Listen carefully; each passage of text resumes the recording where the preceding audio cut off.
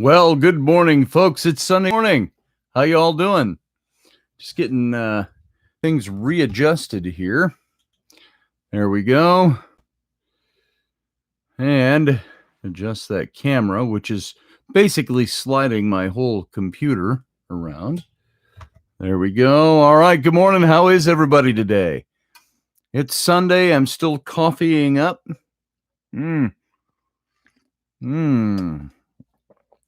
So welcome. I'm glad that you came over and joined me. And I got to tell you, there's a little something that as people start to filter in and so on, I gotta make mention of this. That I use a little mustache wax every now and then, just for the ends. I don't clod the whole thing up with wax, but I ordered a new tin of it, and it just came this morning. I ordered it yesterday from Amazon. It arrived this morning. A little tap at my door, and I looked out, and the delivery person's walking away, and there's my envelope with my little tin of mustache wax. And so I thought I'd give it a try this morning to see how it works. And it's fun to find these little surprises in life. I opened up the tin, I unscrewed it, and there's a guitar pick in it. And, sometimes the wax, you have to use your fingernail or something to just scrape the wax out, and you work it a little bit in your fingers to make it pliable, and you put it on. And they sent along a guitar pick. So I thought that was pretty cool. Now, of all the years that I've ordered mustache wax, 5 or 6 years, maybe even a little bit more, I have never had a company do that. To give you a little implement to be able to, scrape the little bit of wax out for the morning. And so I thought that was pretty cool. So there you go. There's some of the mundane happiness of my life. Maybe being sequestered in isolation has its perks when you find a guitar pick in your mustache wax, and it makes your day, and it's kind of fun. So there you go. So yeah, it's starting to work well. Thanks, Carly. It's generally, it's a little fuller when I start waxing it, but I don't like the big handlebar. I'm never going to do something gauche and extraordinaire. Just a little bit. I always liked a little bit on the tips, I thought it looked nice. Somebody once accused me of in public, because they couldn't find anything else to really criticize me about, was that I felt that I was a faux academic because I felt that twirling the ends of my mustache made me look more academic. So I was like, dude, where'd you get that? But, I'll take it. But I don't feel that the tips of my mustache have anything to do with being an academic or a scholar or a good thinker or whatever. So I found his argument highly illogical. There you go. So, still getting shoveled this morning. I just spent, how you have something that your alarm is set for and you're ready to go, this show at 9:00. And so I was up around 7 and nobody else is awake. There's still nobody else up and around unless they're watching TV upstairs. But so I get a chance to do the dishes and all of that. And I'm watching the clock tick away and I'm thinking, I got a lot of time. I'm doing well. And so I cleaned up the kitchen, washed the pots and pans from yesterday, and loaded up the dishwasher and blah, blah, blah, all that stuff. And, took out the garbage from yesterday and did not get a chance to change. So I wore this shirt to sleep in last night. And so there you're seeing it. I didn't even fix my hair today. So you're getting the raw me today. All I did was mustache wax because I got the package in the mail. So otherwise I ran out of time. You think you got time all the way along, then all of a sudden you look at the last minute, you go, oh, I'm going to be late if I don't move now.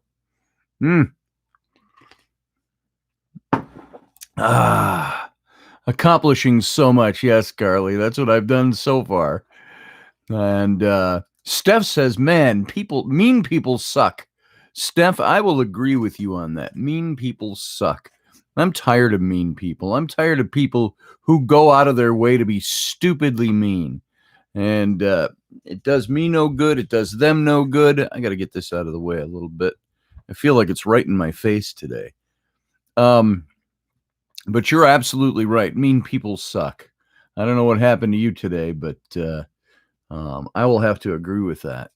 Roger Rabbit, good to see you. Susie Q, nice to see you this morning.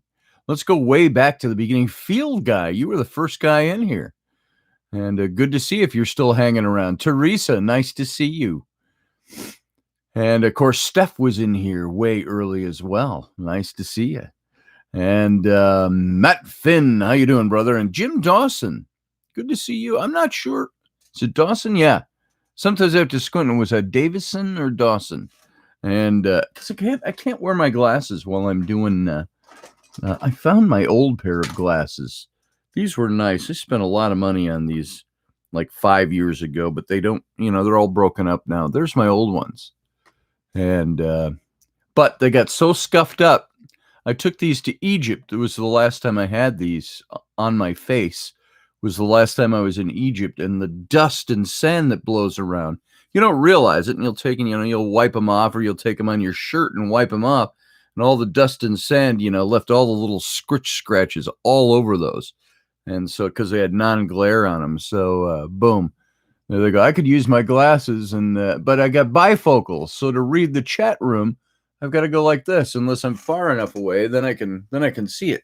So I have to squint sometimes. I'm gonna get these fixed. I think get new lenses for them. And it's missing an arm. So how's that for scintillating Sunday morning radio? So yeah. As you know, if you haven't figured it out already, Sunday morning is pretty informal. I don't really have a lesson planned or anything like that. We do some readings with the cards and we talk about stuff. And that's pretty much what Sunday morning is all about. So catching up, so to speak. And this is not broadcast on the radio station. I just want to let you know, Odyssey Radio, ODYSY1.com. You can go over to Odyssey One. You can see all about my radio show and all their lineup, and a good lineup of stuff. But this show is not broadcast through Odyssey. This is just my own personal thing on Sunday morning for you guys, so we can all take a little time to kick back. So Jim Dawson, that's where I left off. Good morning to you. I don't think I've seen you in here before. And if I have said hi, things gone from my brain. Pardon me. So let's see. Mike Yehudi. I can't get too loud because there might still be people sleeping upstairs from me. Like my wife, she likes to, I don't know how late she was up, but it's 9 o'clock. It's 9:10 here in the morning, but it's always nice I haven't heard any kids this morning, which is a plus. So don't get me wrong. You all know it. I love my kids, but my kids get taxing sometimes. Taxing on your, what's the word I want to use for it? That thing that's inside you that gives and gives and gives to other people. My children wear that out. So yesterday morning, we're all sitting around and, everybody's sitting around. I was doing something, messing around in the kitchen. I made breakfast pancakes for the kids yesterday. And Rainey does a hell of a lot of the cooking around here. I just made pancakes for him yesterday. And my 8-year-old daughter calls out to me from the easy chair in the living room while watching cartoons and says, "Dad, make me coffee." And I said, "You come over here and make your own coffee." And I said, "Better yet, come over here. I'll do it with you." And she kept going and almost like a spoiled, rotten little kid. And I said, "Seriously, you're going to keep that tone about making coffee?" I said, "You know what?" I said, "You can make your own coffee if you want coffee." And by coffee for my kids, by the way, I mean, and we had learned this a long time ago. My older son, my 19-year-old son, Sam, he had some, not ADD, but I don't remember how they diagnosed him, but they said a little caffeine in the morning always helps kids gets their brains kick-started, gets a little energy going. Not a lot of caffeine. It's not like feeding them a cup of coffee in the morning. But what I would do is normally we've got grounds that I like to use. I would make French press an awful lot, but I'm out of whole bean right now. We've got the little cups that you put in the Keurig machine. And so I would make a cup of that. And then for the kids, I would use the same cup that's already been used and run about that much water through it. And it gives them some brown colored water that kind of tastes coffee-ish. And we fill it with some vanilla creamer. So it's almost more like it's got a chai taste to it. So that's what she wanted when she said make coffee. So my kids, the kids, when they get demanding, when they're sitting around and it's like, no, I think today, and she got kind of nasty with me. And by nasty, I mean an 8-year-old nasty. It's like, I wanted you to get me coffee. I don't want to get up and get my own coffee. And I said, when you start demanding it like that, like daddy's your servant, I said, I said, I'll rebel. There will be a servant's rebellion and you won't see me get you anything. I said, now, if you said, Father, dearest, would you please mind so much, ever so much, getting me a cup of coffee when you have the moment, if you have a moment? I would very much treasure a cup of coffee. I said, now, if you'd have said it to me that way, dear Rowan Clare, I said, I'd have fetched your coffee right away. Oh, yeah, let me get you some coffee.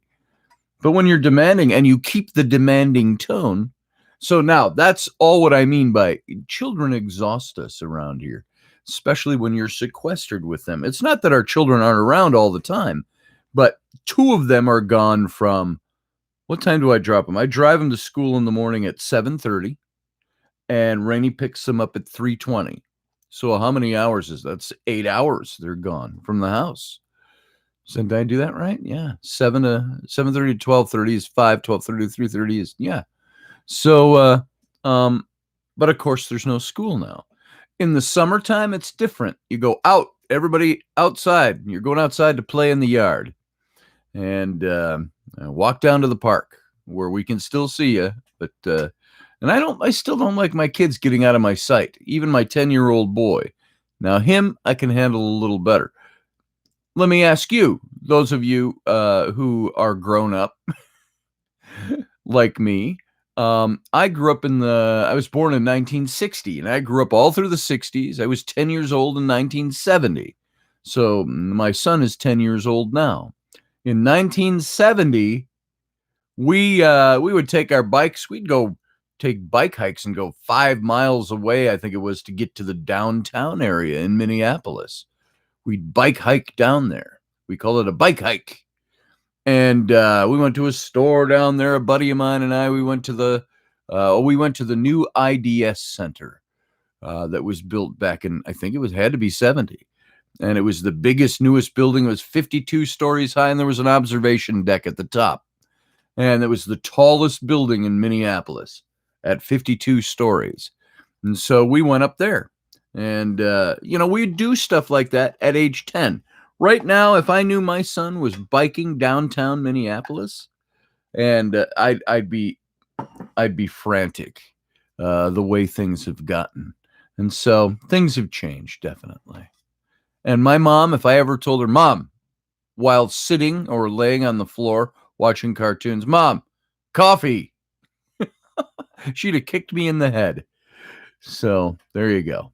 So kids wear us out a little bit in this sequestration time. And we don't have a big enough house for 5 people. My wife and I, my 3 little kids, 10, 8, and 5. Now, by third world standards, we're practically living in a mansion. It's a 3-bedroom townhome that we're in right now, with a fairly decent-sized living room with an attached kitchen it's all open floor plan, and 2 bathrooms, 1 up, 1 down. No basement. If there was a basement here, we'd be living like kings and queens because we'd have more rooms downstairs. But so we're cramped in here. And we do have a two big 2-car garage attached to the house, but it's full of all of our shit. I've always said we're about as mobile as the state of Texas. We have so much stuff. Now, we're not hoarders, but there are days when the house is messy. You'd wonder, who are these hoarders that live in this house? So I like stuff. You can see, I like my stuff around me. And so I have stuff. And, when we owned our house, we had stuff, built-in bookshelves, stuff all over. I had one friend of my daughter's, Abby and Bryn, when we lived out at the ranch, and we had the ranch house. One of their friends came in, and I overheard him talking to my daughters, and they're in high school. And he walked in and he goes, "Whoa." He says, "This how your house, it looks like," they said, "it kind of looks like something out of Harry Potter." And that was cool. And I kind of went to myself, like, "Hey, yeah, that's cool," because that's the way I like to decorate. And decorate, yeah. I'm a visual guy. I'm an artist. So even when I'm not decorating, I'm just putting books on the shelves and things like that, hanging stuff on the walls. I like it to look a certain way. It's like this. Look at this flag. I took that flag and I rolled it and I twisted it and I wrapped it and I tucked it until it looked the way I wanted it to look. Then I rolled up the Constitution and put it in there behind the swords. And so that's the kind of stuff I like to do. And anyway, that's probably not why you came to the show this morning, but there it is. So I don't even know where I was going with that. So, but when the kids are home all day long, it's a constant struggle, by the way, to keep the house I'm not talking clean, like white glove. I'm talking just picked up. It's like, whose stuff is that? Pick it up. So when you're done with it, pick it up. Let's see. Let's go on and see if there's anybody I haven't said good morning to so far. Chad Sanders, good to see you, brother. And Carly and Matt Finn and Susie Q and Field Guy and Carly and Chad and Steph. See, it goes on and on. Roger Rabbit, I think I said good morning to you, but if I didn't, good morning, brother. Sean Bowden, good to see you. And let's see. True Divine is in here. Jennifer Yeoman, how you doing this morning? How you doing? And I think I'm caught up.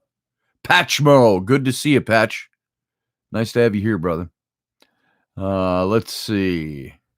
Here we go. So I'm caught up, saying hellos and good mornings. So I've got, like I said, this is not an official radio show, so I don't have any kind of special agenda planned for this morning, other than you can tell I slept in this shirt. I should have changed my shirt before I came on. I ran out of time at the last minute. So I went, oh, and then I quick looked in the mirror and went, okay, I can wear that, even though I slept in this. So that's me this morning, Mr. Disheveled. Haven't washed my hair or taken a shower or, shave. I didn't even shave this morning. So, but I did fix my mustache, as we already talked about. Let's see who we got in here. Dr. Bauer. Is Professor Bauer in here? I didn't see you, Professor Bauer. Good to see you. Good morning, brother. Glad to have you in here for the informal hour. Let's see. Durwood, nice to see you. Okay, just checking. Good to see you. I hope you're checking on us. And Electra, nice to see you as well. It's so nice that even though the world might have gone crazy, our time here together hasn't changed at all. That's true, Roger Rabbit. Thank you very much. I will say on that point, the closest I've seen all of this get to home lately, and I didn't post about this, but my wife did. There was a death of a friend of my wife's. Just yesterday morning, we learned about this. And he is a guy that used to live in Rainey's mother's house. He was a friend of her son. And, he was kind of a tinkerer. He worked in a factory or warehouse or something, but, he always helped with stuff around there. And, he would come over to our place a lot with Rainey's brother. And so we saw a lot of him, but he was 38 years old and he died yesterday morning because he got sick with the coronavirus.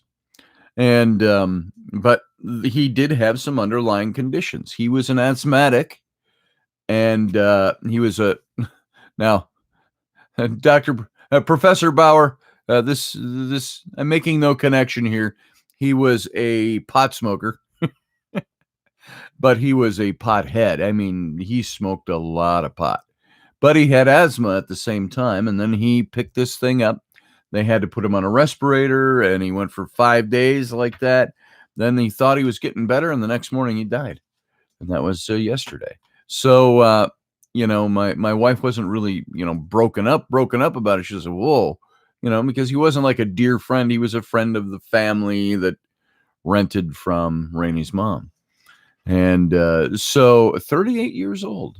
And he was divorced. He had a little boy, about 8 years old, I think, that he absolutely loved. I knew this about him in conversations I'd had with him over at my house. He loved his little boy, was always doing stuff. So there you go. Somebody that's gone.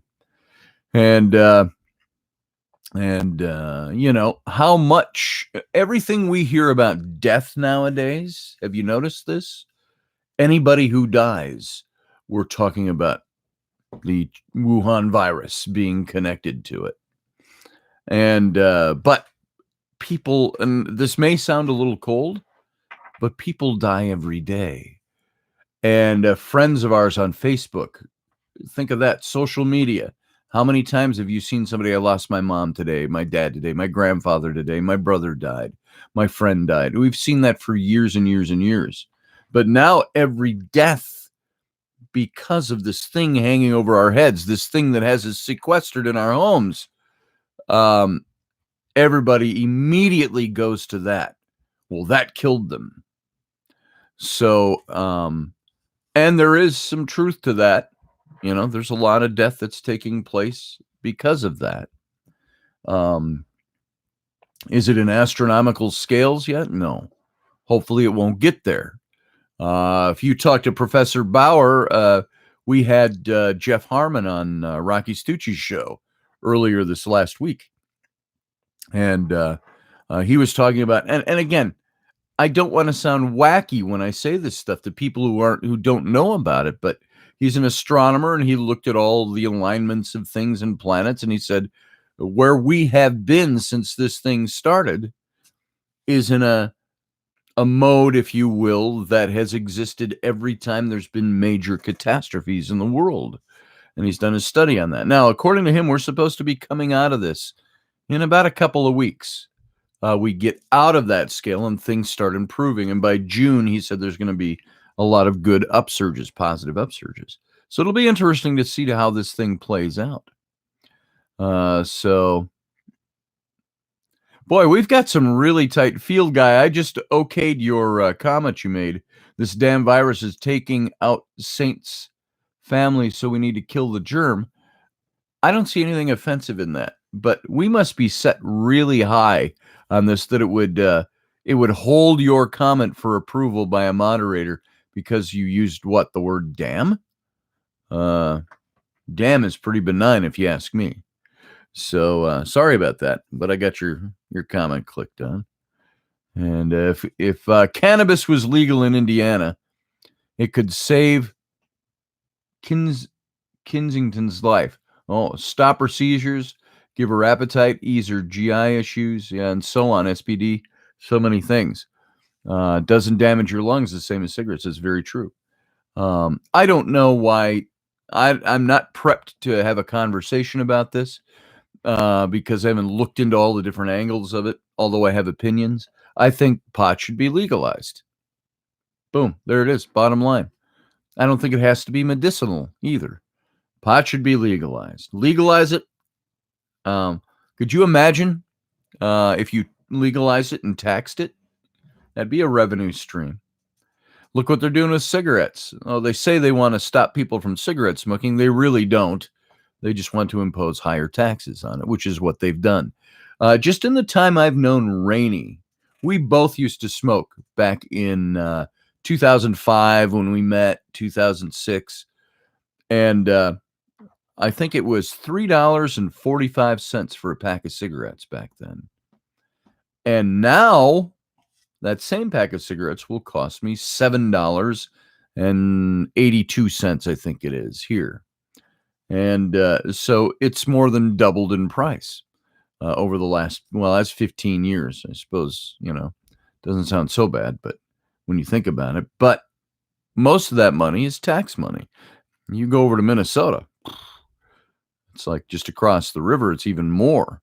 It's like $8.50 for a pack of cigarettes because the Minnesota state tax on top of it. So, and people might say, well, you should not smoke anyway. You should be stopping anyway. And yeah, I see that and I know this. I've gone from basically about a pack in a day habit down to about 4 or 5 cigarettes a day is what I smoke. I'll go out and smoke a halfie and I'll put it out. And an hour later, I'll go out and smoke the rest of the halfie. And I do that, 5, 6 times a day. And so you're ending up with, if you got 6 halfies, you're ending up with three, maybe 4 cigarettes a day. So, and sometimes I go way out and I bust loose and I'll smoke a whole cigarette. So I'm down from roughly 30 cigarettes a day to 4 or 5 or 6 cigarettes a day. So it's been that way for about the last 6 months. Does that exacerbate any lung problems? Does that put me at risk for coronavirus? Maybe more so than others. Maybe more at risk for, my cardiologist says, you need to stop smoking. And I said, I know.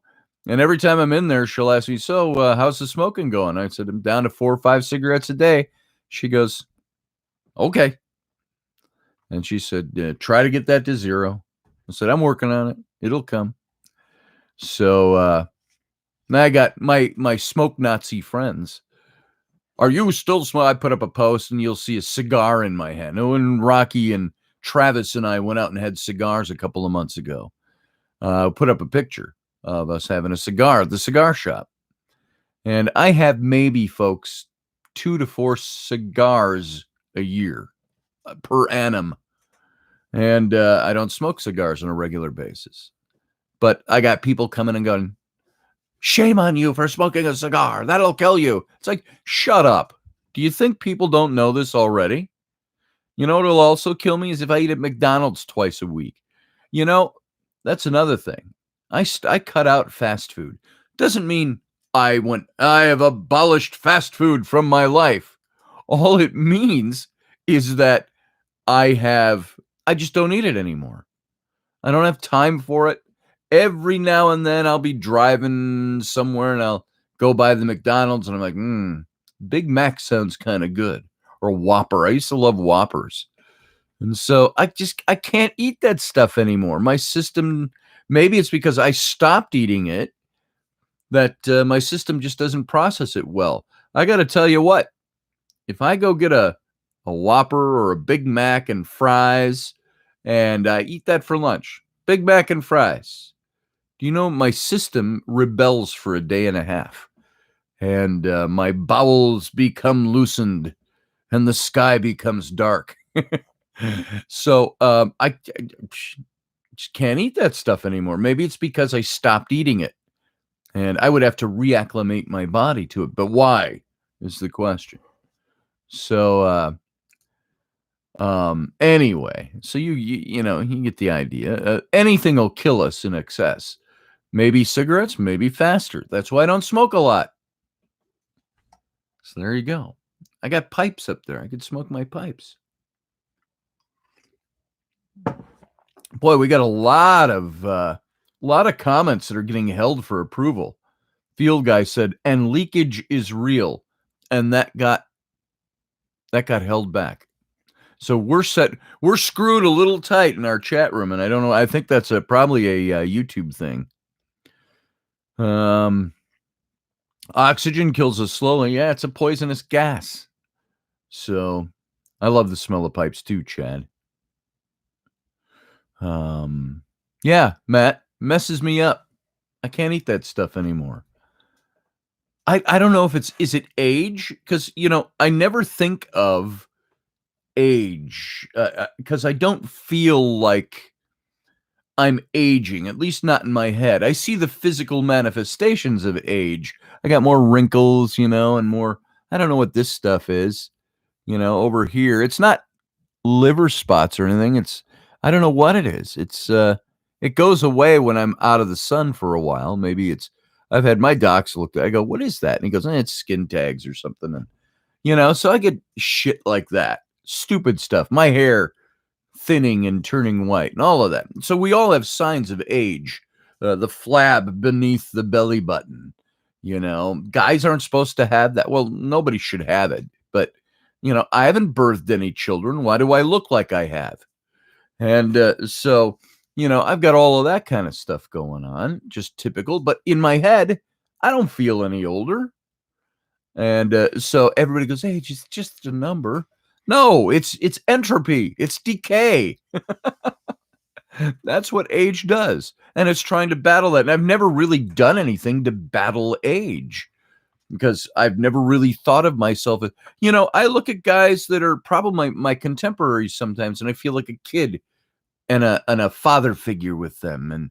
And so, that's the way it goes. And so, I do have physical manifestations, but some of this is self-induced.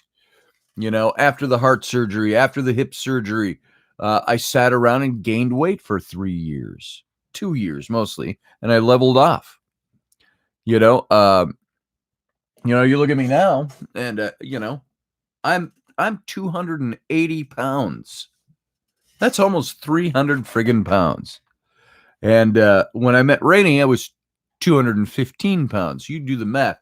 I'm 65 pounds heavier than when I met my wife and when she was enthralled with my sexiness. And so, and here I am at pushing 60. I'm 280 pounds, mostly flab. There's no solid muscle anymore. There's nothing there. I mean, it's other than basic muscle to live, it's gone. I've got to go out and work out. I get all that. But that's not just age. Some of that is sitting on my fat, lazy butt for 3 years. And so I got to work that stuff off. So, Professor Bauer says, I'm always surprised how old people my age look. Yeah, dude, isn't that the truth? I look, and I don't think any of them are listening, so I can be safe with this. People I went to high school with. That would be now 42 years ago. I graduated from high school. And I look at my friends from my high school days, and I see pictures of them, and I go, oh, her mom sure looks, oh, that's not her mom. That's her. And I said to Rainey, I said, now look at all my old friends. And I go, whoa, they're all getting really old. Do I look as old as they look to me? Professor Bauer, have you ever asked that? Do I look as old as my old friends look? So, age, they say it's in your head, and maybe some of that's true. It's attitude. It's, I don't want to be aged. So I don't mind growing old if I didn't look old or act old. My personality really hasn't changed much over the last 50 years. I'm the same kid I was when I was 10. I just know more stuff now. Don't you wish? And of course, it's been said a million times. If I could go back in time, re-inhabit my body, knowing what I know now, I think my life would have been very different. I'd either be, wanted in every country, and Interpol would have my picture at every airline check. I'd be a world mastermind of evil, or not just evil, it'd be evil. Or I would, I would have gone somewhere. I would have done something differently. I suppose that's the thing about life. You look back and you go, if I turned left when I should have turned right, or vice versa. And I don't regret any of my decisions. I sometimes wish I had done things differently. Like a big for instance for me. Do any of you have this kind of thing? Um, we were poor folk when I was a kid. We didn't really realize it. My mom, single mom of 3 kids, waitress, working off of that salary. And, she got benefits from the government, food stamps, stuff like that. We kids weren't really aware of that. She didn't hide it from us. We were blissfully unaware. And when it came time to go to college, I was attending. Now this will reveal, and I may have mentioned some of this before, but it could reveal some of my angst with the Baptist Conservative Fundamentalist Church, the Orthodox Western Christianity, and so on, and the way they think. But when I was in high school, the church I was in, which is a huge fortress church in Minneapolis, thousands of members, and they had the kindergarten through high school there. That's where I went to school. I was given a scholarship because I was a poor kid. I didn't know that much. My family didn't attend the church, but some people pulled some strings and got me into the high school. So I attended there. They owned the big radio station at the time, transmitted all over the Twin Cities area, and they had all kinds of stuff going. They owned the college down in Owatonna, Minnesota, beautiful old college campus. They also had a seminary in-house, so post-college education. And so it was this big church. And in the youth group there, we were all told we ought to go to Pillsbury Baptist Bible College. This was the college owned by the church. And so everybody, and you were really, it came down to you were out of God's will if you did not pursue at least 1 year, your first year of college at Pillsbury Baptist Bible College. And it was called Pillsbury, by the way, because George Pillsbury, the famous George Pillsbury, think of Pillsbury Foods and all of that. He founded that college as a military school back in the 1800s. And so it had all these old beautiful buildings with the bell tower and all of that, gorgeous campus. And we kept the name Pillsbury Baptist Bible College when they took it over. So all of that to say this, when I was in my senior year in high school, I think it was the summer before, I was bound and determined that I'm going to Pillsbury College because this is what Christians did from our circles. You went to Pillsbury, and later we started to call it Old PU, and you get the pun there. And so I was going to attend Pillsbury Baptist Bible College, and it was a non-accredited school. I was going because God is calling me into the ministry, and I was going to be a minister. And so I was bound and determined. My mom kept trying to talk me out of that. Now, remember, we were a poor family. Well, there was a financial grant and aid in Minnesota for colleges and universities for kids that were in the status that our family was in. And like I say, we didn't realize it. We lived in an upstairs duplex in the inner city in Minneapolis, a block away from where I went to school. My mom moved there so I could be close to school. And so I could have had, and this is all getting back to talking about, have you ever regretted anything or wish you'd have done things differently? This is one thing I may have done differently. Not a regret, but I wish I had done certain things a different way. I ended up going to Pillsbury Bible College as opposed to, I could have gone to the University of Minnesota and gotten a full free ride. Grant in Minnesota Financial Grant and Aid. And Pillsbury College, it was required that you major in Bible. It was a Bible college, period. The second year I was there, they started a secondary. You could do a secondary major. So I majored in Bible and history. And then I had art as a minor. And they didn't have an art program. I was and I switched that my third year I was going to be an art major, Bible and art major. And so I switched it around. And I kept going back and forth. You know how college kids are. But I was the only art major. We only had 700 students at this college. And I was there at its peak. Anyway, all that to say, you look back and say, would my life have been different? Would I have had different outcomes, circumstances? Would I be who I am today? Would I be a different kind of a person? Had I, say, gone to the University of Minnesota and taken up cinematography or art and design or, oh, hell, if my mom said, you could be a lawyer. And, I didn't desire any of those things at the time. And Leslie says, Scotty, I do believe we are where we're supposed to be at any moment in time. And you're absolutely right. Would my life change? I would probably, would I be doing this show? Had I gone that route? Would I have been doing something else? Would I have already died of a heart attack because of business strain? I don't know. Whatever. I'm just being a little flippant with that. So, there's the questions that you ask and you say, should I regret that decision I made? No, because those decisions made me who I am today. I sometimes think, I'm an artist and that's all I've done my whole life. I was in advertising, as you all know, for many years. And the last 15 years, I've been a freelancer. So I look at that and I say, what if I had done something that was actually financially rewarding? How would that have changed my life? Would I have met the same women I met? Would I have been married to my older kid's mom? Would I have even met her? Or is that a fate thing? Will those things happen anyway?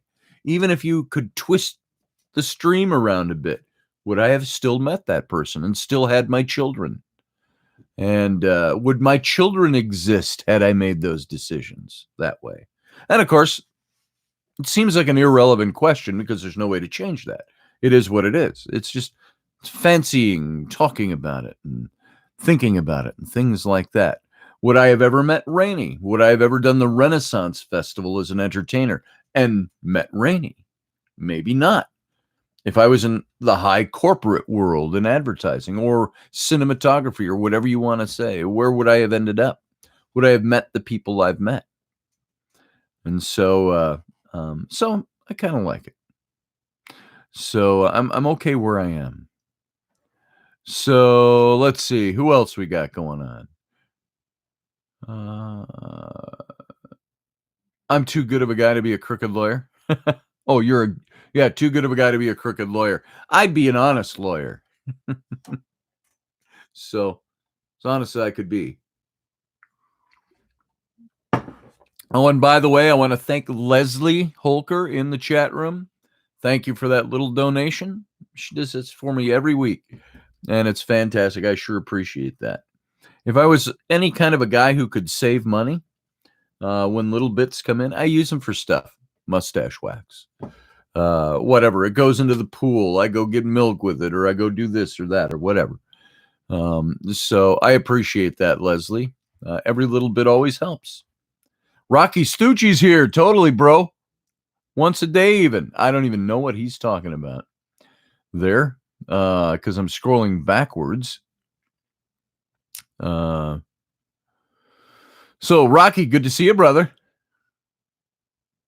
Let's see. Okay, you taller people get to the back when they're taking a photo, and you get to take a step back. Yeah. You knew I waxed, didn't you, Professor? Yeah, that's all. That's all waxiness. So it's getting a little long over here. I just like a little nip on the ends to, So anyway, totally different topic. Looking mighty handsome today, says Audrey. I'm sorry, Audrey. What did you say? Looking mighty handsome today, Scotty. Digging the shirt. Why, thank you. That's my shirt.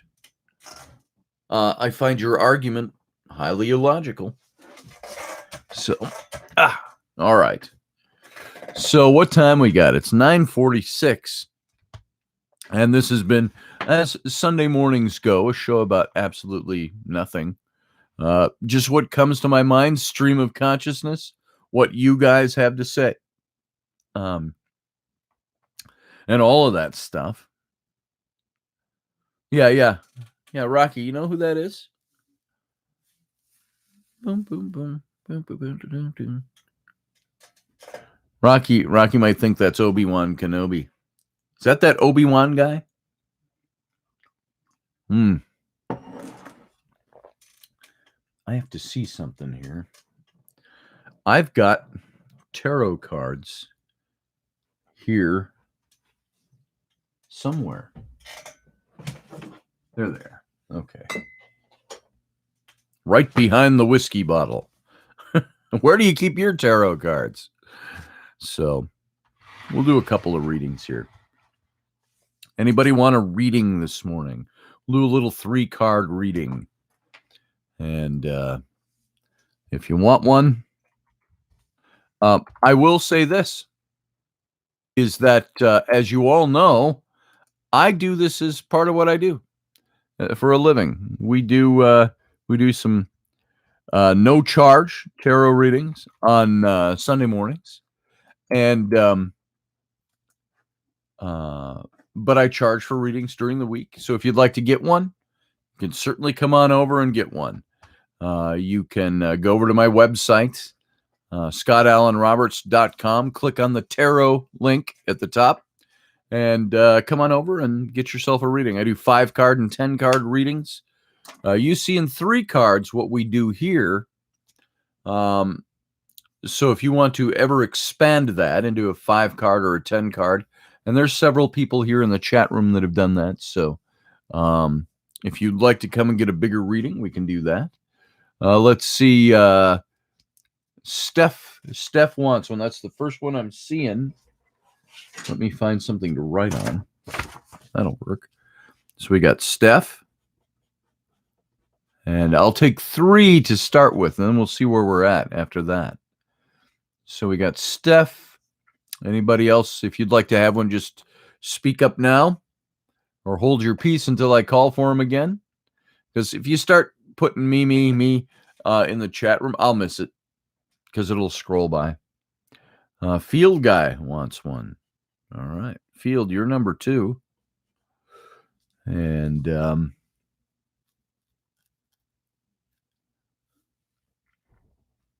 let's see. Oh, I heard like coyotes this morning.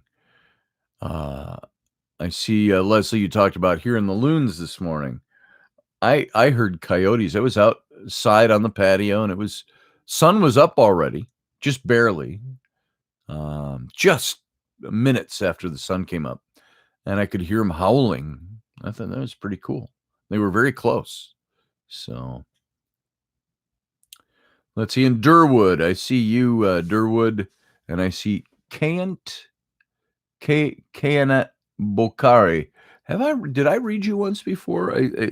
I'm not sure if I'm recognizing your name or if it looks similar to somebody else. So let's see. So we got a few of you here.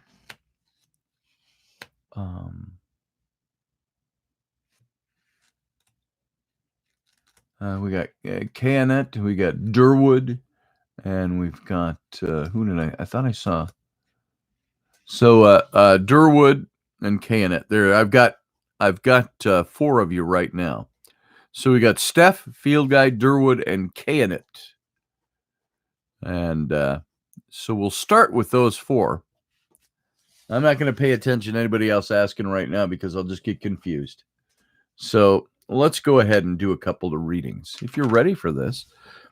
And hopefully some of this information is good across the board.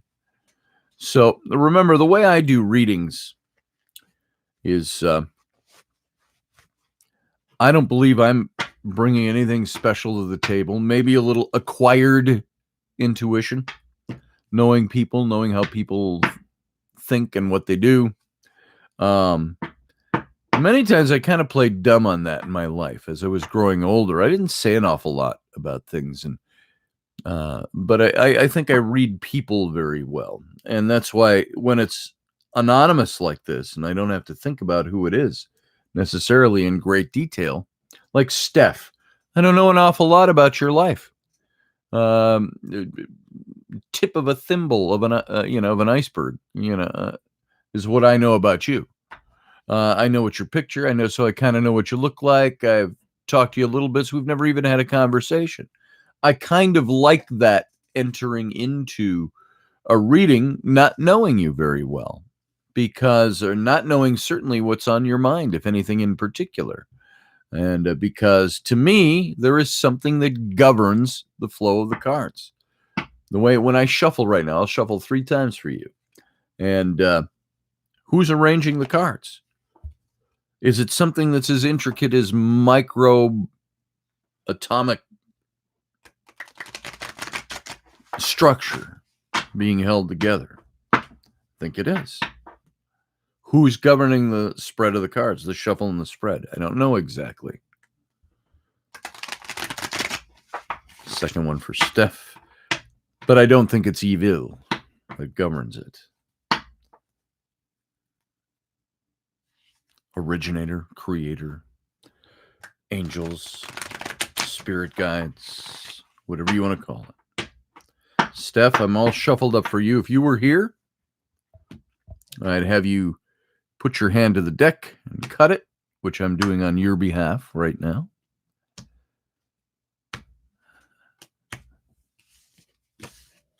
All right, there we go. Let's see what we got for you, Steph. Do 3 cards. Current, past, and near future. That's the order I do them in. So your current is the Judgment card. I like to call this the Resurrection card. I've said many times. We'll get to that. That's your current situation. Your recent past is the Chariot. All right. And your near future is the Ten of Swords.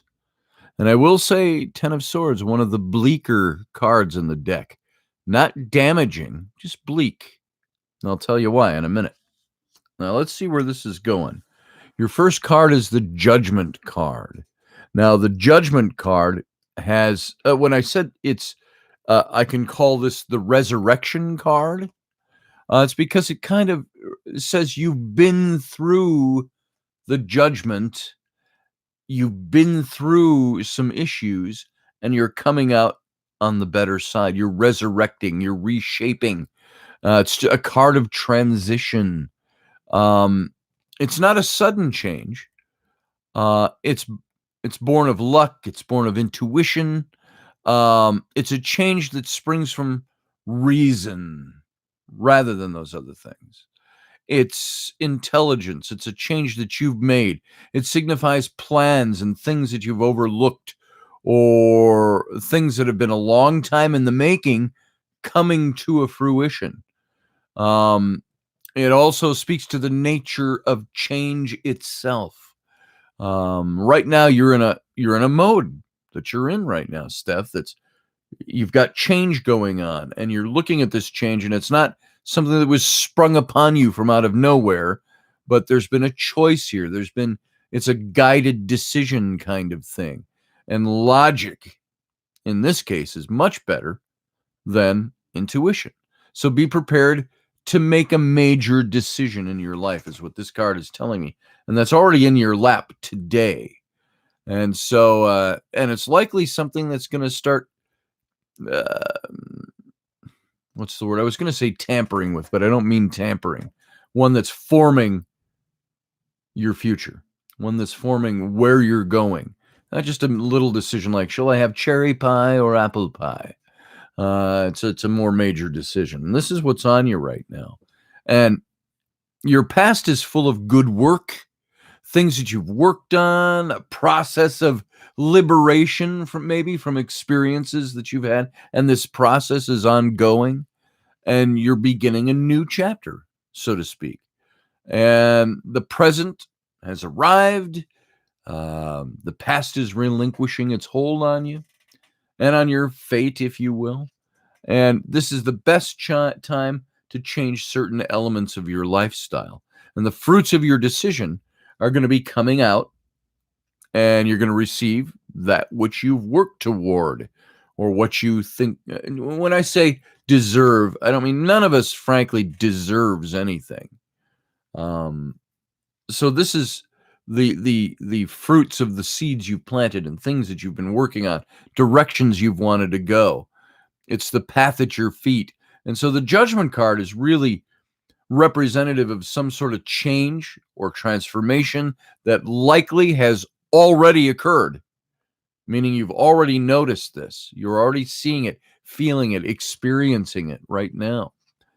And so it could mean the presence of a spiritual or a professional calling, maybe. Making decisions that's going to lead to successes in your life. And success is such a wonky word when you're doing readings because it sounds so fortune telling ish esque-ness around it. And I hate it for that reason.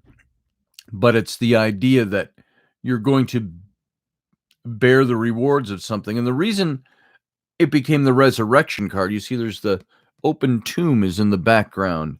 And in some of the older decks, it shows the risen Christ coming out to be representative of resurrection. And the idea with that is that all the things that you have done that may have even put you to death, figuratively speaking, all those experiences have led to the rising, the resurrection, the coming forward of the new life. So it's a spirituality that's involved in this as well. And that's built on your recent past, which is the Chariot card. Now, the Chariot card, this is more, I've always kind of called this and referred to this as the Chariot driver, because it's not about the chariot itself. It's about you driving the chariot. This is something that says you've got hard work ahead of you. Now, keep in mind, this is the card of your recent past. This is the past that may have been relinquished, or it's the past that has plopped you right off in your present, which is the judgment card, the resurrection card. You have been judged, and now you have been relieved of that judgment, or you've been fulfilled and resurrected from the judgment. And you had the chariot that's kind of brought you there. It's something that's gone on that there might be a quick resolution to something. You might have seen that. It's a powerful card in that it trends toward the labor that you're undertaking will probably be long and difficult. Something that's been long and difficult and continues to be long and difficult. You'll experience rough roads, uphill slopes, dead ends, painful setbacks. These are all the things that have happened to bring you here. So to say they're things of the past would be a misnomer. This is stuff that's gone on in your past. And of course, whenever we say we've had a uphill struggle, we aren't looking to the future when we say that. All we have is our experiences. So it's all your experiences that have brought you here. The road's going to instill in you really strength of purpose. This is the chariot driver. You are the one holding the reins. So it's a sense of purpose. You have to steer the chariot. The ability to overcome through your own organization, your own endurance, your own know-how and abilities. You put me in a chariot today and put the reins in my hands, I probably could figure it out. But would I fall out of the chariot first because I don't know what the hell I'm doing as a chariot driver? So this is saying experiences there. You are the one who leads the horse and has led the horse to water and can make it drink and make it think it was its own idea to drink. So this card, the chariot driver, is all about diplomacy. It's all about you're harnessing the few forces that can stand against you. You're the one that's driving the team. And your character has been tested by the tendency to protect your own interests and ego. We all have that. And the struggle has strengthened you. And recent events have given you a chance to accomplish victories that you're out to try to accomplish. And so this card is saying in your recent past, the good news is coming.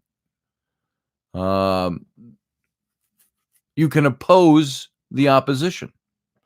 You can make things change. All of this led you to the card of your current, which is the judgment card. Which is you've been judged, and you have come through and you are resurrecting out of it. Continue your struggle, and the things you're seeking, the ends you want to achieve, are going to become evident. They're going to start manifesting themselves. Honor, acclaim, recognition are possible outcomes if you don't quit in the process. So the Chariot reveals that you're on a journey. It's a vehicle. You're moving, but that you're driving the horses. And it's going to be a progression of some sort for you. You have the ability to steer the thing. Now, where I say this is in the recent past, this is the energy that's brought you here. Doesn't mean it's not continuing on. It means that's what's brought you to where you are. In the situation of having felt the judgment in the thing, the matter, the world, your atmosphere, you've been judged, and you're coming forward. There was an old song when I was in the church that says, it talks about when I've been tried and purified, I shall come forth as gold. And that's the idea in your current. It doesn't always feel that way. When you go through the crap and you end up where you need to be, as these cards indicate, the Chariot, you've had to steer the Chariot. You've had to manipulate your course through. By manipulate, I mean that in a positive way. Through the course, you've had to watch for the pitfalls and the bumps in the road, and you've experienced them, and it's brought you to a place where you've been judged. You've gone through the fire, and now you're resurrecting. And I think the reason they put the resurrected Christ on some of the cards was his whole ministry, according to the story, was to end in misery and devastation, the judgment, the death. But then there was the resurrection that came from it. Now, that's all good and fine, except your final card is the energy you're going into now. And it's the 10 of Swords. Now, remember, I've said 100 times, the Swords is the suit of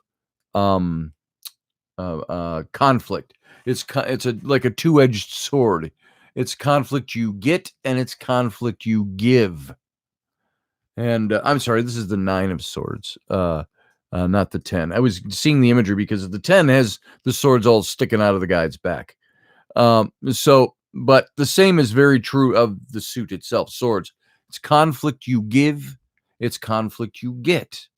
And the 9 of Swords is no different. And it shows right here, you see somebody, it's harder to see on this card because of the dark image, but somebody, it's like being woken in the middle of the night, face in their hand.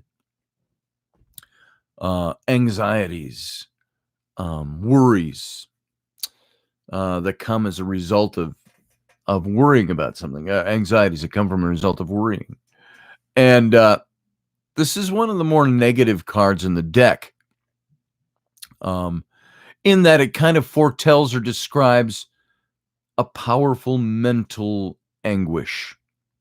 And that, according to the spread here, this is what you are passing into. Despite having driven the Chariot and overcome things and been the Chariot driver, you've been judged, you've resurrected, you're still now, it says all this energy is leading you, this change, this transitioning is leading you into a time of the 9 of Swords, which is this anguish. And it might be something you feel internally. It arises from being too quick to cast a negative light on your actions or your abilities. It might rise from, don't get offended at this, it might rise from paranoia. And despite often being unfounded, your pain can take the form of sleeplessness or fear or depression, loneliness, isolation. And beware your possible tendency to push away people who might help you through something like this. These feelings are based in reality, even though they're just feelings. It might be difficult for you to clearly find a solution, but you have to really carefully consider this and look at how the other cards in this reading have augmented that. You've been through the shit and you've overcome it. And there's decisions to make. Could be life-changing decisions to make. And that puts you in this bleak situation. I've always said that, have you noticed this too? When we worry about things that are coming and we get anxious about them, it doesn't change anything. The things still happen. We just have anxiety and stress that we've added to the mix. And our anxieties and our stress about a thing are generally more obtuse, and obtuse isn't the word I'm looking for, acute, are generally more acute to us than the actual reality of the thing. How many times have we said we've worried about something, then a thing comes and it's done and you go, oh, well, that wasn't so bad. That's what this is. The Nine of Swords is you're entering into a time where you're going to feel keenly this anxiety about decisions that you have to make based on your working through your life to get where you are getting. And so you might be feeling unfulfilled. You might be feeling that you're this feelings of repression, stifled creative energy. Don't miss out on the present moment because of your stubborn disapproval of the past. That's what this card stands for. Might disapprove of the way things have come down. And it puts you into a stressful situation because you have decisions to make. So the standards you've set for yourself might be unreasonable, Steph. And it might steer you toward being pissed at yourself, disappointment. And you have to be able to forgive yourself and other people in order to move past the negative feelings you have about making a transition, making good decisions. And so this card is symbolic of worry, of grief, anxiety. And it could mean a period of feeling mentally anguished, wrung out, not sure what to do, and some sort of the sleepless nights are ahead for you, or the way you deal with stress and anxiety is going to take over. And a turn for the worse could be ahead. And you should be very wary of depression or thoughts of self-harm comes to mind. I don't know if you've ever had those kinds of thoughts, but thoughts of the things that people do when they are in a depressed state. Be very wary of that possibility in this period in the near future. Now, this isn't, you see how I mean? That's a negative message. It's kind of a bleak message in the card itself. And all that means is you've been through some shit. You've overcome it. You've got decisions to make. There's a transition. And you're going to start worrying about what you need to do, how you need to interact with people. And I'll apologize for this now. And anybody who's getting a reading here, the tarot can be very invasive. It uncovers things we're thinking about, things we're doing. So if you're willing to do this in public, there might be some of that. So there's Steph. That's what you've got. And the purpose this card is there is not to say this is rock solid, this is cast in stone or set in stone. But it is the near future that you are already now, as we're talking about it, transitioning into it. And so it's somebody or something out there is giving you the message with this card that you don't have to let it go that way. You can be the chariot driver. Again, like I said, the near past, the recent past doesn't mean that energy's gone. It means that's what's led you into the judgment card. You're still the chariot driver. You're still the one who can steer the horses where you want them to go. So there is a determinant that you can bring to the table. Knowing that this exists is a warning that's being given to you, saying, beware this, it's coming. It may even already start being on you. You can do things to counter that. You can realize that the anxieties we have about something are usually 10 times greater than the thing itself. And you can you can meter that out a little better. You can overcome that by realizing you're the one who drives the chariot. You're the one who steers the horses where you want them to go. You're the one who lets them think it was their idea to take the drink of water. So you've got some strong abilities in yourself. You've overcome with the Judgment and Resurrection card. And you might be going into a bleak time mentally, emotionally, but you don't have to let that take over because of the first two cards. There you go. I hope that makes sense for you, Steph. That's where you are right now. And the near future can be short-lived. You can just flip that over all you want. Don't let your anxieties carry you away over things that are transitioning for you now because you've made good decisions along the way. So, faith in yourself, that's the toughest part. We all have self-doubt. But why do we have self-doubt? Do we think we're not good enough? Do we think we're not smart enough? Do we think we don't have the ability to do things? Why would you have self-doubt, Steph? Why do I have self-doubt when I have it? And when it comes down to it, when we have self-doubt, who's really paying attention to us? Everybody's got their own kettle of fish. Everybody's got their own bullshit they have to work through. So when I worry about what somebody else thinks about me, or I have self-doubt about, why do we have self-doubt? It's usually because there's other people. If there was nobody else around, would we have self-doubt? We might question our decisions every now and then, but go, hey, I got to do that differently. I got time because there's nobody else to have to worry about. That's what this is. This is saying we have anxieties because we wonder how the other people are affecting us. It doesn't matter. When it comes down to it, how many people, if you count them, really matter? Is there one, two? Comes down. That's for me the whole offense thing, the whole anxiety thing. I can be wrenched in the gut about something, but I try to push that away because I don't need to be. Who cares what that person's doing?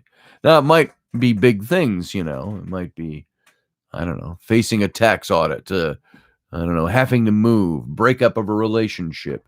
I get all that, but it all involves other people, and it all involves you do what you have to do. You take the reins as the chariot driver. There you go. Yeah. As Teresa says, you got it, Steph. Keep going. So there it is. Next on the list, I hope that helped, by the way, Steph. Field guy, front and center. Georgia, Georgia. All right. This is for you, field guy. I'm going to shuffle up for you.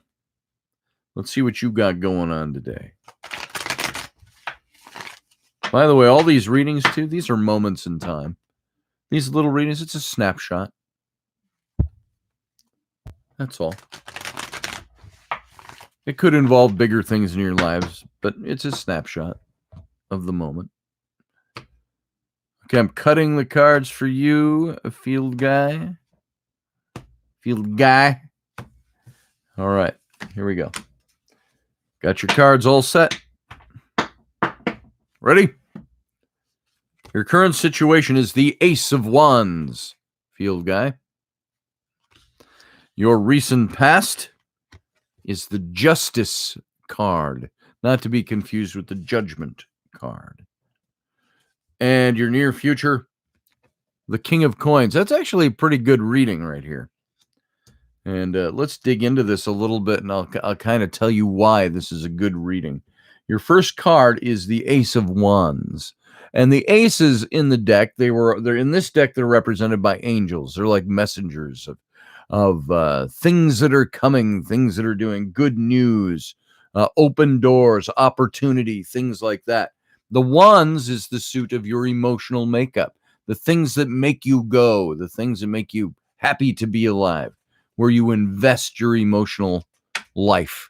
The red in all the cards on the wands signifies creative energy, zeal of youth, vigor, excitement, adventure. And now you've got the Ace of Wands, and the Ace is kind of opening the door and saying, well, there's the door. I can't push you through it, but you can walk through that door. There's some opportunity. And this card suggests business enterprise that's being undertaken. It can also mean childbirth. You having a baby? Probably not, field guy. But it's that kind of energy that's being hinted at here. This new, fertile, creative energy, new life, new something, new enterprise, new undertaking. You're going to need to harness your potential for innovation, enthusiasm, ambition to bring out a spectacular outcome to this. This card is saying right now in your current, if you don't already see it, you'd be blind. It's already on top of you. Something new is coming where you can put your creative energy. Now, this could lead to, it could be professional, business. It could be interpersonal, friendships, relationships. It could be projects you're engaging in. You should already recognize, because this is already where you are, what this is about. Some kind of new fertile energy. And it's saying re-examine your past goals that you've had thus far that have brought you here, as you might be limiting yourself. This is creative energy, zeal, outstanding stuff. Maybe you've been holding back, field guy. And this is a card that's saying, hey, the door's there. The opportunities there. Don't hold back. Go through the door.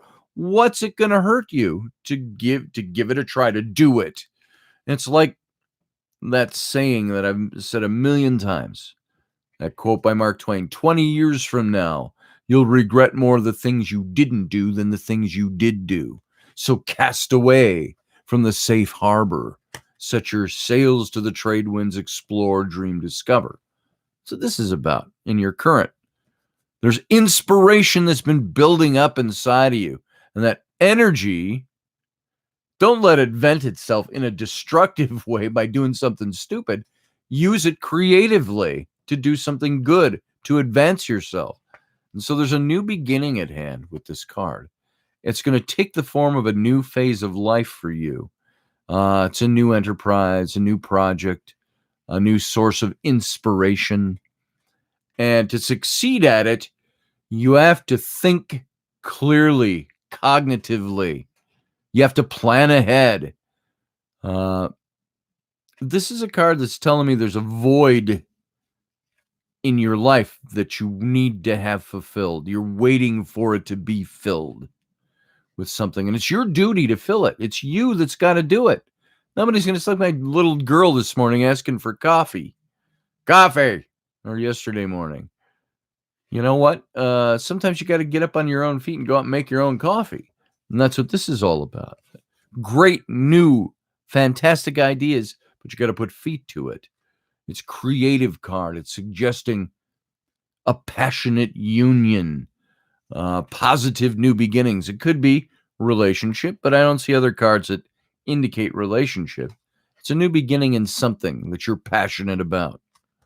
And it could be a new project. It could be something creative that you're taking on. It could be have to do with things that are material for you, because I see the King of Coins as your near future. We'll get to that in a minute. So this is where you are, field guy. You got stuff right now that's going on for you. And you have to be the one who is able to move this into actually meaning something for you, something that's going to manifest for you the way it's supposed to. And this is all built on your recent past, which is the Justice card. And this is a card that more than other ones, the Judgment card doesn't, which we just had in the previous reading. This is different than, this is judgment. This is many times this is to do with legal things that have gone on. It's a good card to find in this spread and working in your life when you've acted with kindness, fairness toward other people, and especially if you've been the victim of something. It's a significant indicator of this very positive resolution. See, she's holding the scales and the sword like justice, like the statue of justice, but she's not blindfolded.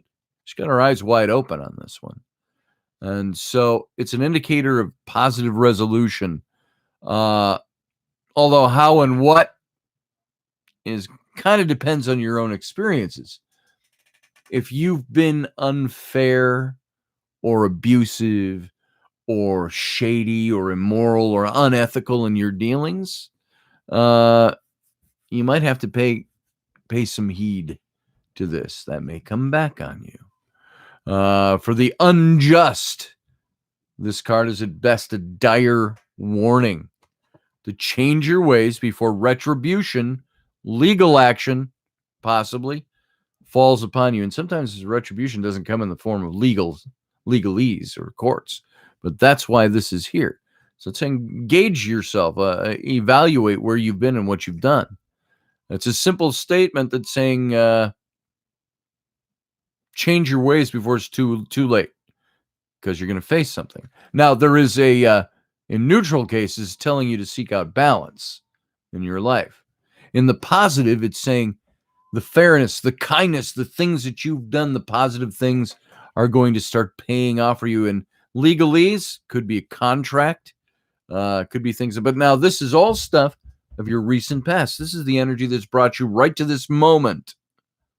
And this moment was the Ace of Wands.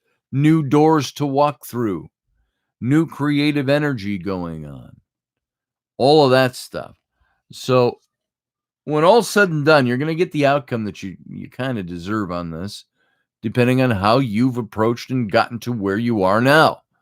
The Justice card in your recent past. And again, this energy doesn't die. It's just brought you to the present. It's all about karma. It's all about fairness. It's balance in the different affairs of your life. And it doesn't suggest an outcome that's either for or against you, but accountability. That's what true justice is. When you think about it, when you boil off all the dross, accountability is, justice is accountability. So you'll be brought to account for the way you've conducted yourself. And it could have great outcomes. It could have some not so good outcomes if what you've brought to the table all along is not so good. So it's all about accountability, dignity, integrity. Those are all going to be present here. And that's already, I think that's showing where you've been by the fact that you've got the Ace of Wands in your current. Great new energy, new beginnings to something, new open door. And all of this energy we've just talked about, this should tell you where you've been, because this is telling you what's coming. You've got the King of Pentacles, the King of Coins. And coins has to do with our financials, our what's the word I'm looking for? For Pete's sake, I've said it a million times. Our well-being, our material is the word I'm looking for. This is material things. The king, and it's the king, which can specifically mean a certain male figure in your life, or even your own energy. This is the mature, dependable aspects of true maturity. And anyone represented by this card is really tied to success and status. And it's good to be king, The kings are most often stand in for other people in your life who can aid you. And you can expect that this person is going to be somebody who's offers valuable prudence to your situation, good thinking, intelligence. And it might represent an event. It might be a financial windfall or a promotion. That's what this stands for. But mostly, it's like all this cautious progress that you've made is leading you toward success. And the advice that you recently received is going to be helping in achieving your goals. What advice have you gotten? Who's advised you? Who is this person? Is it yourself or is it somebody else? You're that person. You can be that person to yourself, the one who gets you there.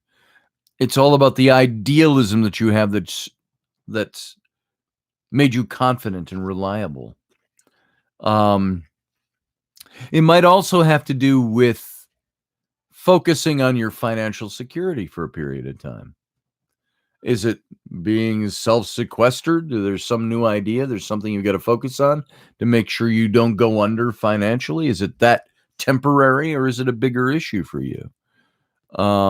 Your own efforts are going to bring the rewards that you need. And so this is a reliable, confident, self-sufficient individual. And he shows signs of success and wealth and endless personal growth is what this is all about. It's attaining goals. It's being set financially. Now, that's all built on the fact that you've had the justice card already meting out accountability in your life. But that's putting you into the position of the ace that's opening the door for you with new creative energy. And it's leading to this. So I don't know if any of those things look familiar to your situation right now, but I hope that that means something for your situation. Field guy, you've had things that have happened, things that have made you realize that you got choices to make, and that those choices can get you into a position where you're doing something in a much better way. Hopefully that's helpful and it means something. So there you go. All right, field guy. It says, yes, you're begging for insanity. Your mom thinks you're a lazy slob and she tells everyone. Nice. You don't live in mom's basement, do you? Doesn't matter. I don't care. Just curious if your mom would say that. So this all has to do with you being industrious, you doing something about your situation, you seeing possibilities that you can engage in. So you sent your mom to Colorado so she can smoke pot and leave me the heck alone. No basements in Louisiana, huh? What are those pits for scorpions and snakes or something? It would just seem to me a basement. If I build a house, it's going to have a basement. And I want it to have 10-foot ceilings. So I want a deep foundation. I want a private entrance. You know, you dig out a stairwell that goes down. You get a private entrance down in the basement. Basements are everywhere up here in the north. I don't know what why no basements in the south? I don't know. It seems strange to me. So we are below sea level here. You dig, you get water. I get that. Yeah. So instead, we just put flat slabs of concrete and float on top of the water. All right. All right, field guy. I hope that meant something was worthwhile for you, that reading. Durwood, you're on plate. Here we go. Going to shuffle up for Durwood. There's once for Durwood. And Durwood, I have to say, I don't know anything about you at all. So let's see where this goes.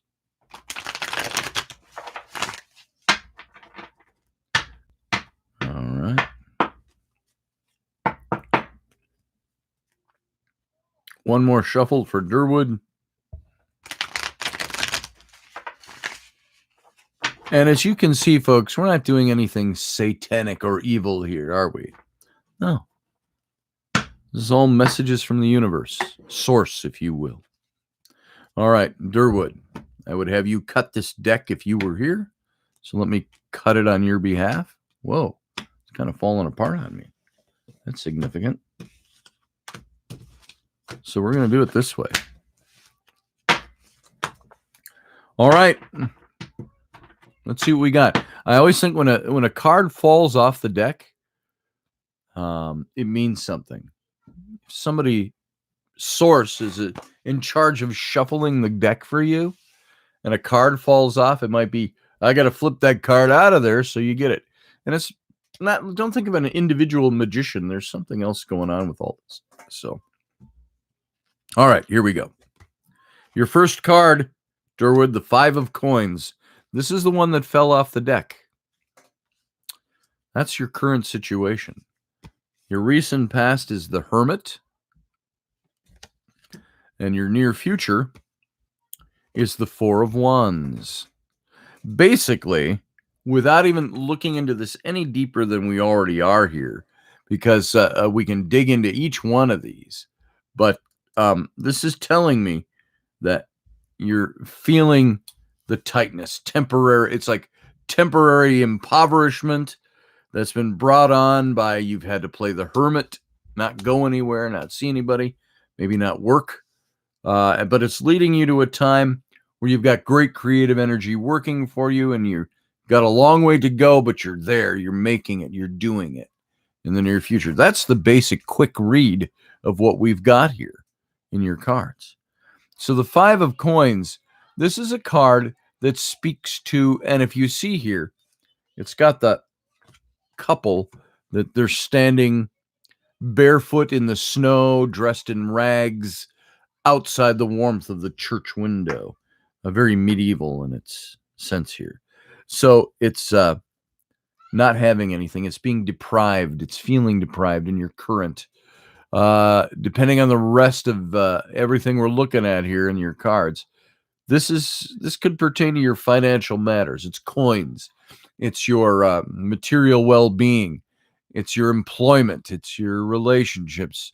And unfortunately, it's a fairly negative card, and it's a negative indicator for all of those things: financial matters, employment, relationships. And it suggests duplicity, loss of income, loss of a job. It can sometimes relate to infidelity, but I don't know your situation at all. But I would say, in the current circumstances that we're all facing right now, that this might have hit you harder. I don't know this, but it's saying you're in temporary impoverishment is the idea. And the thing about this card, too, is once you see the card in the spread that's indicating where you are, it's already saying the light is already at the end of the tunnel. So it's short-lived. But in order to mitigate the damages, you may have to let some of the others fall to the wayside, some of your other stuff, relationships, jobs, things like that. And so this is all talking about a recent emotional or financial loss, and it's weighing heavily on you right now. It's so much so it's overtaking your current. Don't let your pride lead you away from the assistance of other people. Still be helpful to others. The hardship that you're facing right now, it's going to be overcome. That's what's indicated by the card. Don't give into the feelings of inadequacy, insecurity, fear, worry, anxiety, all of those things that it causes, because this is telling your future is holding a necessary change that you have to make in order to find happiness and security. And the change might be in direction or motivation, things like that. All your struggles are overcomable. You just got to live through them right now, and it's tough on all of us. And this one's tough on you. It's got you in this position. Emotional and financial troubles are what's indicated by this card. And this is right in your lap right now. So you're already experiencing this. That's the thing about it. Your recent past that has led up to this is the Hermit.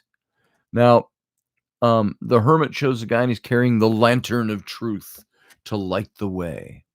And the Hermit is somebody who separates themselves from society for a reason, to gain knowledge, intuition. And there's many times in our lives when we have to step back, and we have to take careful self-examination of who we are, where we are, what we're doing, of our situations and our decision processes. And so finding this Hermit in your spread right now is a time that says you have needed in your recent past, and still need now inner reflection.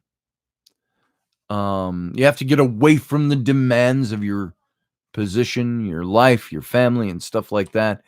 And it can be a physical thing where you separate yourself, or just within mental. You've got to separate. You got to take time. This is where I talk about meditation, taking time to step away. Many times in our lives, we don't have the ability to go out to the woods and find a cave and be a hermit. But look at where we are right now with this whole virus thing going on and self-isolation and so on. Maybe this is forced on you. Maybe you're doing your end voluntarily. We're all supposed to be doing this right now, supposedly, for the better of things. And so while doing this, you're isolating. You're in isolation. And now is a good time to have some deep introspection that's going to lead to a solution. It may have also caused a problem, that temporary deprivation that's on you with the first card. And so your past has slowed, the pace of things is slowed. And so you have to accept this. And it's a time to continue looking inward. And when you become aware of your true road, there's going to be nothing that's going to stand in your way. Life has challenged you, but you're prepared to make the best of the future. Boom. That's what this is. So the hermit, you've played the hermit. You've been forced perhaps to play the hermit. It's giving you the opportunity to evaluate. At the same time, this energy is continuing for you, but you're feeling like that first card, you're feeling a little deprived right now, financially, and almost every other way. And that's leading you into the near future of the Four of Wands in your life. And the Wands, again, is that suit that has to do with your emotional makeup. This is what you're being pushed into now. This is the idea that peace and security, you see, the woman is here, and in the background, there's feasting and celebration back here that's going on. It's got the four staffs with the garlands hung, and people are dancing and celebrating. And so in the wake of things not feeling so good, there's peace and security. You have this ability to underestimate the joys in your life or the joy of your situation, and that simple success can be brought out of it. So this is what you need to focus on. Not so much the temporary deprivation, because you're in that right now, but it's going to lead you to sometimes of things getting better, good endings, beginnings of a relationship, a new phase of life. It might have to do with marriage or engagement. It could have to do with a job, engaging with a new job. It's something like that. It's this good energy, or re-engaging things. And so this is all about your consistent efforts have resulted in reward, satisfaction. The drive to create or build something has been developing, even though you've been through a period of temporary deprivation with the five of coins.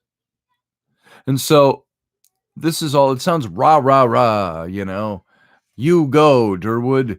But it's by believing in yourself and applying the positive energy that you've already had it, by taking the time to be the hermit, to evaluate yourself, to heal yourself, to gain knowledge, to help you ride through a time of temporary setback. You're ending up in the Four of Wands, which is harmonious, new beginnings. And the idea, I used to say with this, it's like the idea with this card is like climbing a mountain, and the goal is the peak, of course, and you've gotten halfway up, and it's time to camp for the night. You set your little camp up there on a little cliff or a flat area, and you celebrate having made it halfway up the mountain. I'm there, I'm getting there. But tomorrow, you still got the rest of the mountain daunting ahead of you. So there's still more work to do, but you're being put in a position now where the temporary setback is leading you into happiness and joy and fulfilling some things. So don't let the temporary set you back so much. Know that it's temporary. All right. Any of that makes sense? I hope that makes sense for you. Engaging with a demon at 2 years old. All right. I hope that you're talking about a child there. So we are mechanists, not magicians. There it is, Matt. All right. Fake laughter hiding real pain. I know what that's like. I know what you mean. So, Matt, things could be bleak right now, but keep playing the hermit. Keep pulling yourself away from things, even if mentally, if you can do it physically, meditate on things. Find your bearings in other words, is what that means. Be accountable to yourself.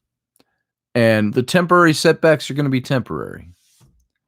And a lot of people are hurting right now. This is indicating to me that maybe you're not unique amongst those, but that it ends up in things starting to climb that mountain again and getting better.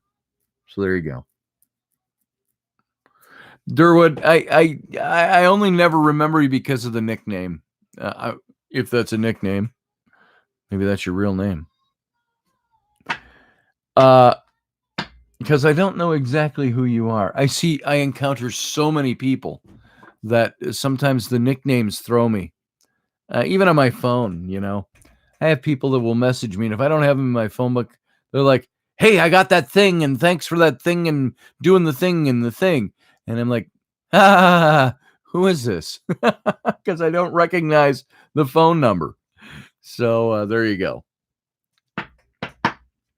Hey, I'll remember you now. I've seen you before. I know that. I mean, I just don't remember who you are, if we've ever talked personally or anything like that. So if we have, it hasn't been an association to your nickname. So, all right. I'm going to move on from that now.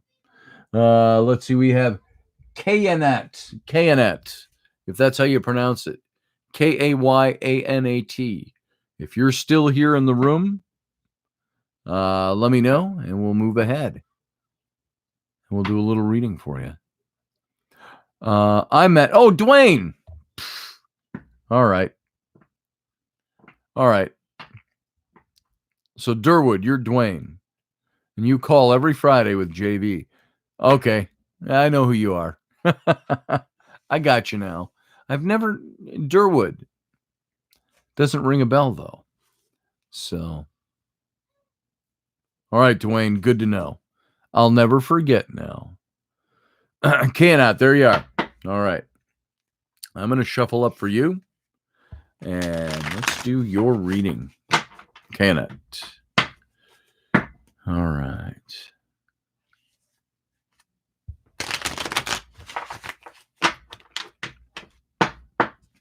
I feel like I need to be grounded today. Get some grounding today.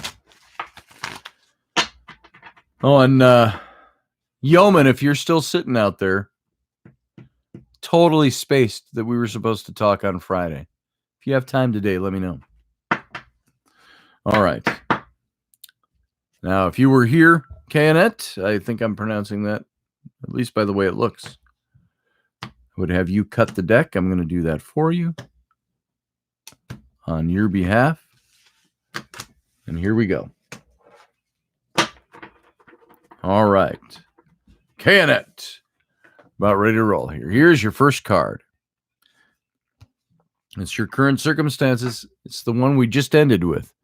The Four of Wands. This fell off of the bottom of a shuffled deck. So this is your current Four of Wands. Right now in your current, you got reason to celebrate. Things are getting better.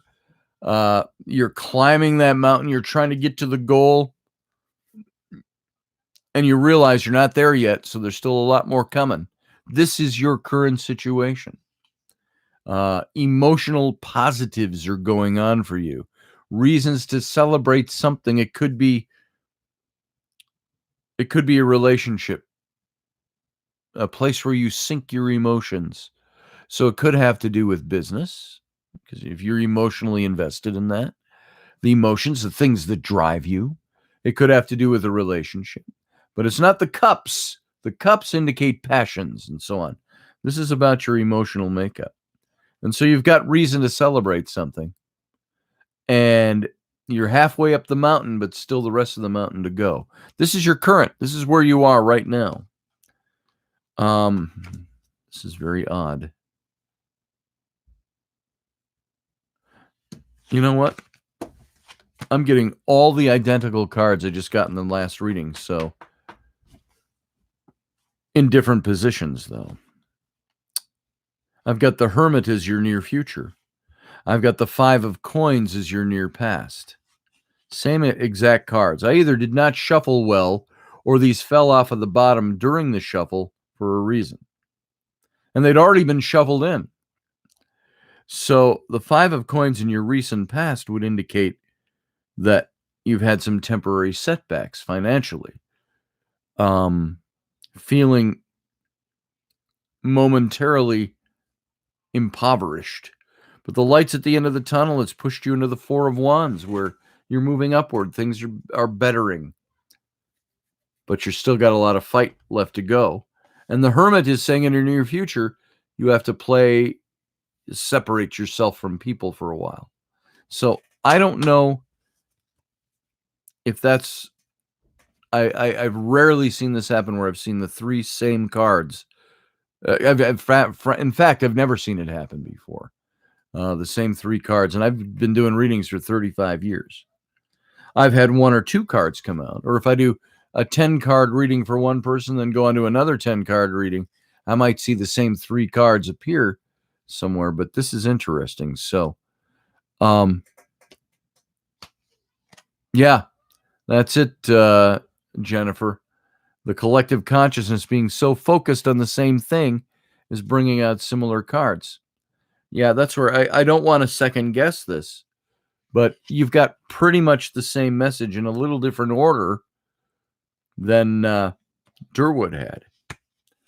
And so you're in a time where things will improve, but you've got to be the hermit. You've got to separate yourself from everybody else, whether that's representative by isolation with the whole virus thing or you having to do this mentally. You need to take the time to meditate, to find out who you are, what you're doing, where you're going, to apply the isolation to something. And it's with a purpose. So I'm going to take just a draw off the top of the deck. And it's the Ace of Wands. It's new beginnings. It's new things that are going to satisfy your emotions, new creative energy, new the fire, the zeal of vigor of youthfulness. And it's like sources holding open the door, saying, there's the opportunity for you.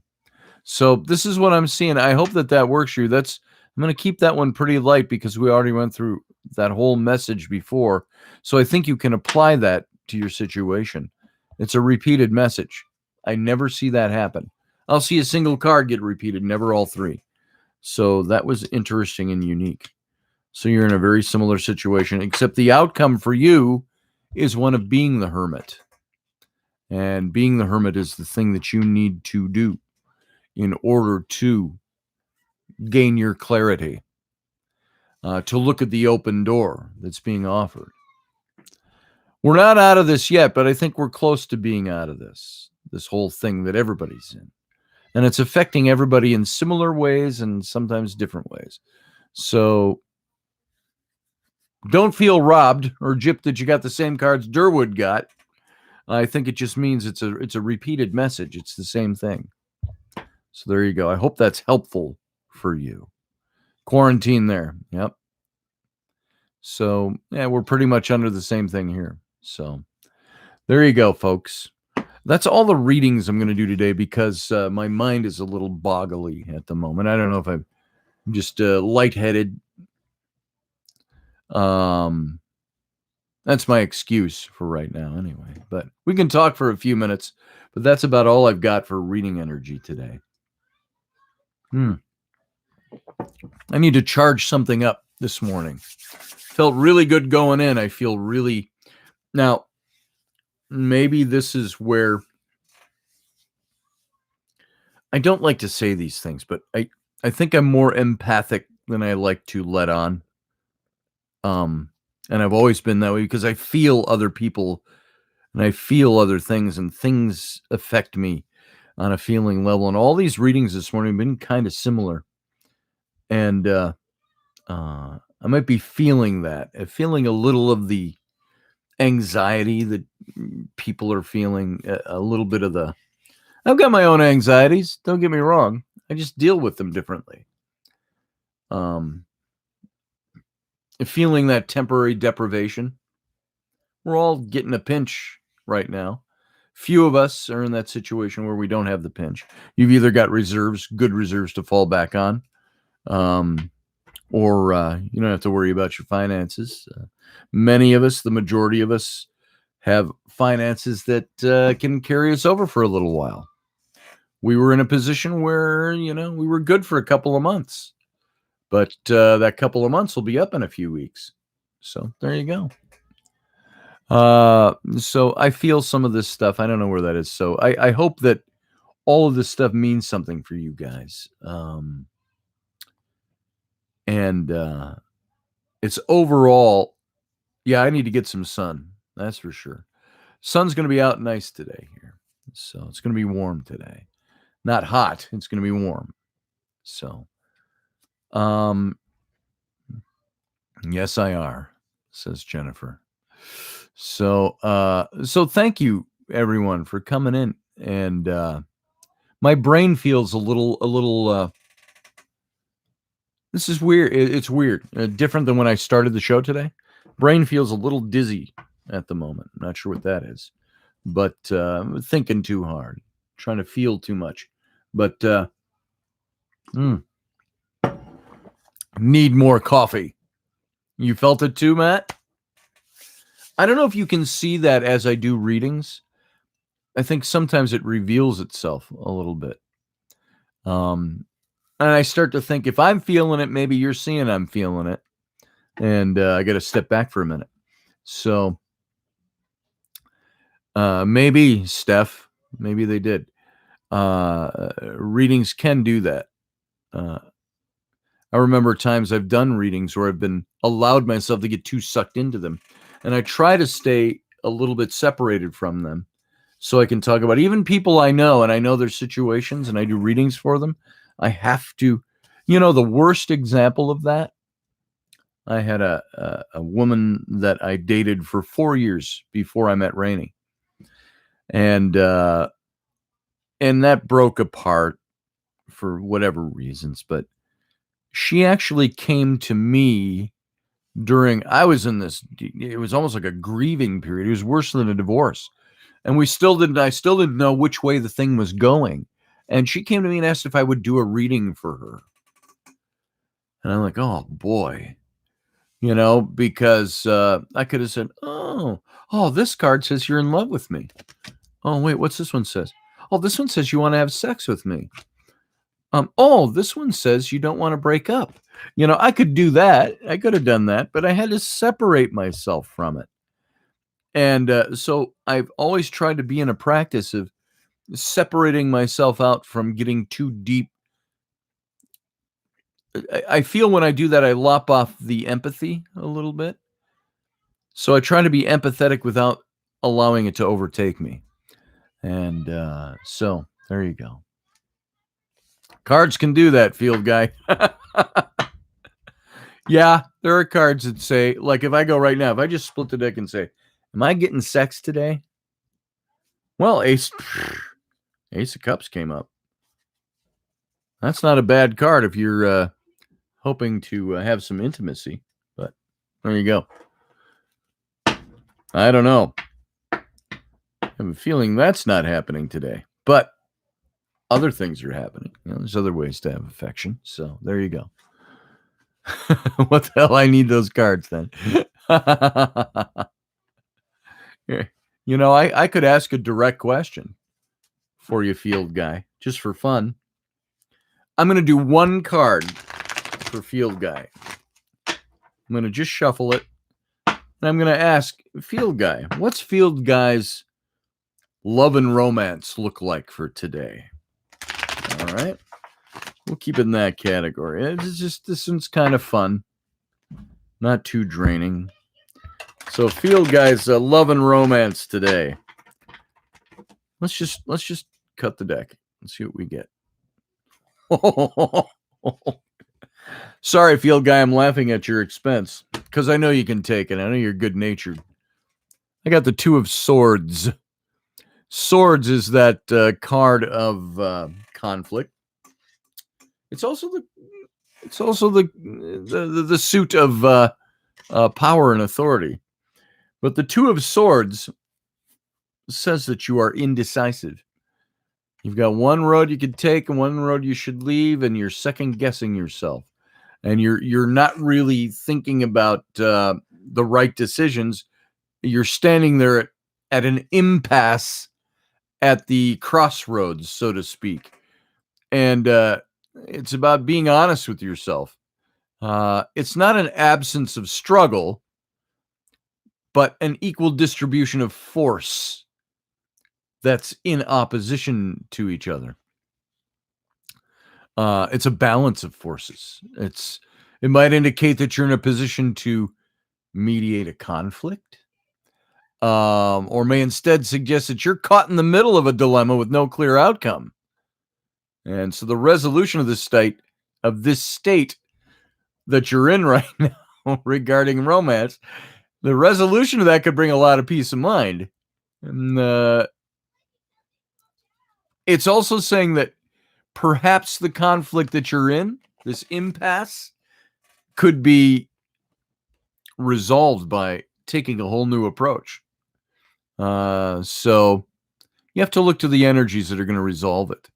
And it's conflict resolution. It's not being indecisive is the thing with this. So you're at a crossroads. You got to decide which way to go. And maybe the indecisiveness is the thing that's preventing you from moving forward. So there you go.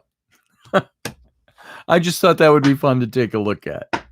So there you have it. I hope that applies and you don't feel I've been making fun of you. I'm not. We're just having fun with it at your expense, maybe. So it sounds about right, he says. So you can break the impasse. Just be decisive. Maybe that card is a great revelation to say you're at an impasse with this because of indecisiveness. Because of something where you have to go, okay, I'm moving forward. I don't care. Damn the cannonballs, full speed ahead. Moving in the direction that I think is the right direction to take. Uncross those swords and get out of the crossroads and move on the path that works the best for you. So there you go. Anyway, love you, field guy. All right, folks. I think I'm going to pretty much, it's been 2 hours since we started. It feels the time goes by so fast. And so I want to thank you all for being here. If you want a reading of your own, get a hold of me. We'll get it scheduled. I hope you're doing okay in your sequestration and that you have a good day today. What was that threesome? I saw threesome stood out. It will feel like a threesome, says Steph. Threesomes could be good things. So, interesting things anyway. Not to get too personal, but have any of you ever been involved in one of those threesome, those menage a trois? Perhaps this is at the end of a show. Probably a really bad thing to bring up, but I've wondered about this. I got to ask Rocky about this.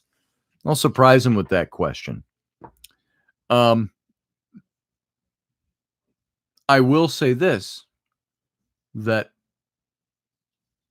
I have in my past, and they're funny things because it's like, dude, bro, I'm not looking.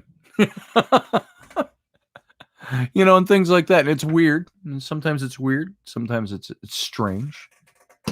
So there you go. Just throwing the question out there. And Delaney says it's not worth it. No, maybe not. Well, it depends. I think it would depend on the reason you're doing it.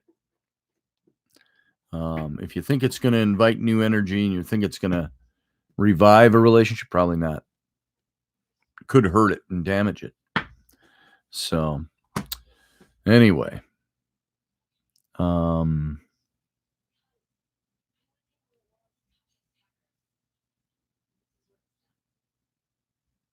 just looking. Durwood says I make him drink. Sorry, brother.